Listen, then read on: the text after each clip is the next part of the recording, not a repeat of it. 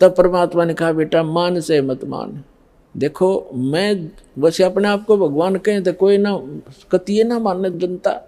परमात्मा ने कहा कि जिस भगवान की मैं भक्ति बताता हूँ वो अजर व अमर है, उसकी भक्ति करने से आपकी आयु भी बढ़ जाएगी जो मंत्र मैं दूंगा, और जो मंत्र आप जाप करते हो इससे आपकी उम्र ना बढ़ सकती ना घट सकती, और हम जो मंत्र देंगे उससे आपकी जितनी आयु आप चाहोगे वो बढ़ जाएगी। तो वो फिर भी ये कहती है जी इस तरह की बातें तो ये संत आपस में खूब जानते हैं, मुझे तो अपना गुरु बिल्कुल मेरे हृदय में समा रहे हैं। तो परमात्मा ने कहा ठीक है बेटा, साच कहूँ जग माने नहीं और झूठ कही ना जाई हो, और ब्रह्मा विष्णु शिव जी दुखिया जिन ये राह चलाई हो। तो परमात्मा ने कहा कि ठीक है बेटी मैं चला, मान चाहे मत मान, मेरा फर्ज था तेरे को सच्ची बात बताने का। और आज से तीसरे दिन तुझे सर्प डसेगा, तीसरे दिन तेरी सर्प के डसने से मृत्यु होगी, ना तेरा गुरु बचा सकेगा, ना तेरा विष्णु, ना तेरा शंकर जी बचा सकेंगे, और ना तेरा भक्ति यो मंत्र बचा सकेगा। और न्यू कह के महाराज जी उठन लगे, चरना पड़ गई।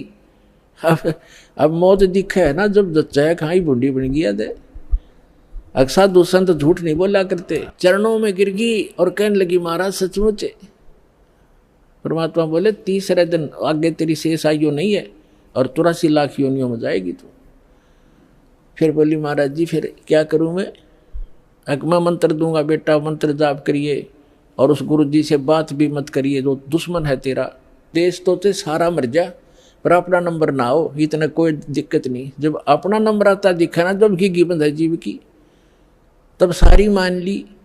ठीक जी जैसे आप कहोगे न्यू कर लूंगी।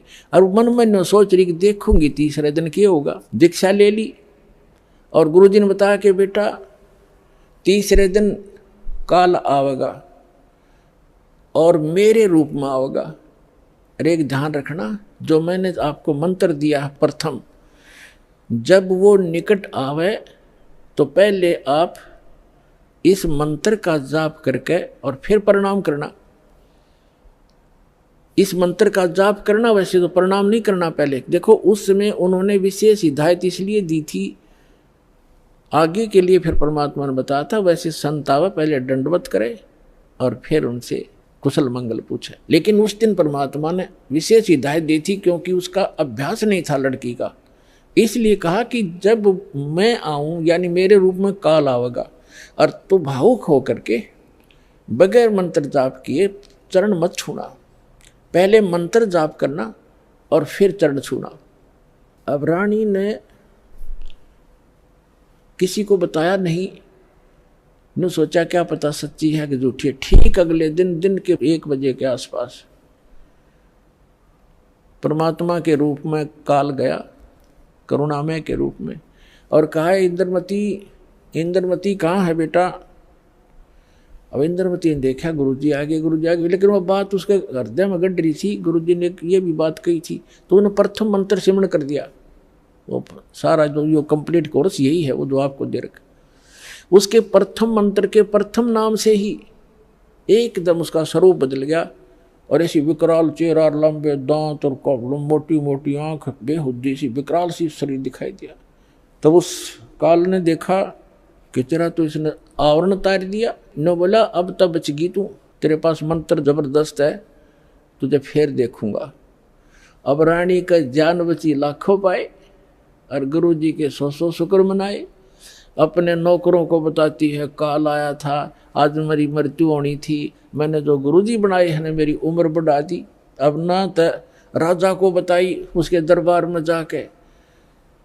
राजा ने बोला तू पड़ी रह, काल आ जाता तने छोड़ जाता, ये तुमने ऐसे कहती रहती हो, कोई कुछ कह दे उसकी बातों में आ जाती हो। तो उसके साची भी तेरी बेचारी के साथ वो राजा की के माने वो आ गई वापस, शुक्र मनाया रख। आगे तो तेरी टल गई मृत्यु, छाटते आके लेट गई। है भगवान, हे परमात्मा दया करिए, आपने इसी गुरु मिला ऐसा मंत्र दिया और मेरा जीवन रक्षा होगी। अब वह लेट गई बेड पे कति खुशी बना के, इतने में काल सर्प बन के आ गया। सर्प बन के आया और रानी के डस दिया। डसते उसकी आंख खुली और फिर वो ऐसे ऐसे जाता दिखा। उसने शोर बचाया, भागियो, डस ली, सर्प ने डस ली, सर्प ने डस ली। नौकर नौकरानियां आए, बाजे लठले, वो लंबा महल था राजा का। वो जो जाता दिखा सबने, मोरी में से निकल गया। रानी अचेत होगी, मृत्यु को प्राप्त होगी। राजा के घर तक सब प्रकार के वैद्य उपस्थित रहते थे।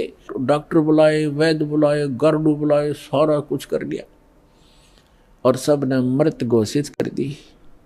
तब परमात्मा आ गए तो नौकर नौकरानियां कहने लगी, जिन देखे थे भगवान उस दिन, वो नौकरानियां कहने लगी, महाराज जी आपकी शिष्या को सर्प ने डस दिया, तब सर्प से मृत्यु होगी। हाहाकार मच गई। तो परमात्मा ने एक बहाना सा करा, मंत्र शब्द बुझाया और कहा, उठ बेटी, 1 सेकंड में रानी खड़ी होगी। बोलो सतगुरुदेव।